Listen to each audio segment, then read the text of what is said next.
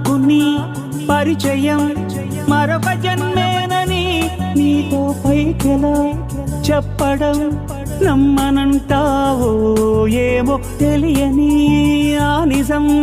నీకు ఏనాటికో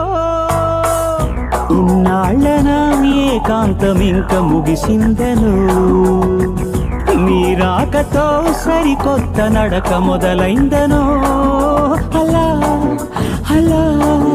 తనటు ఇటు తిరుగుతూ ఏమైందో ఎలా ఎలా అనెవరిని అడగను ఏమైందో